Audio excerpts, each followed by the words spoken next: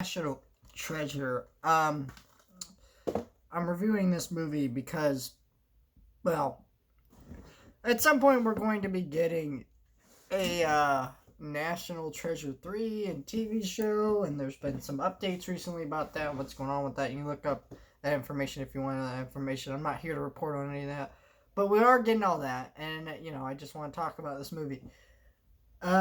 First of all, this movie stars the elder godman himself, Nicolas Cage, the greatest human to ever live in the history of society.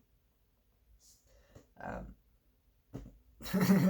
yeah, I'm a big Nicolas Cage fan, so I love him in this movie. But let's talk about this movie. I think this movie is a really fun movie, and it's one of those movies that is surprisingly fun. Because this is a dumb movie. It is a ridiculous movie. I mean, this is so stupid, the concept of this movie. Basically, the concept of this movie is that they need to get the Declaration of Independence to, like, find treasure and shit. It's like, shit, this is ridiculous, you know? Like, the fact that these people, like, are trying to steal the Declaration of Independence to find treasure, and nobody noticed in, like, all this time that there was, like, a secret message on the back involving treasure and shit. It's just like, come on, this is absurd. But what's good about this movie is it plays it really ridiculously and just has fun with the nature of it being the stupid adventure movie. So it makes it ridiculously entertaining, and the pacing is good. The movie doesn't overstay its welcome. You know, that's a lot of things with these types of movies. It's not overstaying your welcome. You know, it's the right length. It's the right amount of time. And it has the right people in it. Like, you have Nicolas Cage, who's not trying to give an Oscar-worthy performance. He's just giving a good performance, you know.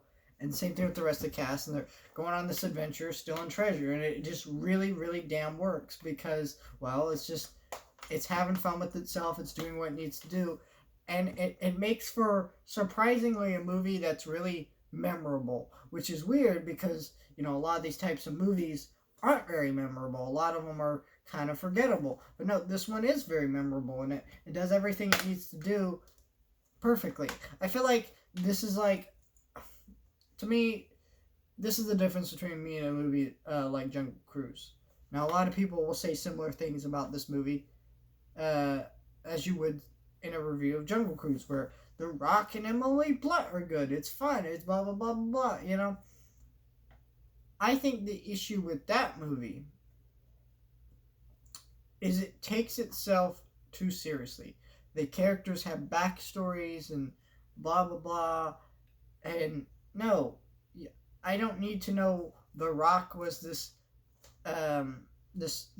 you know, guy who died and now he's a ghost pirate. You know, I don't need to know any of that shit that's involved with Jungle Cruise, right? Nicolas Cage doesn't have some weird backstory like that. It just embraces the fun, and it has fun with itself, and doesn't ever try to take itself seriously at any moments. So that makes this a really enjoyable movie.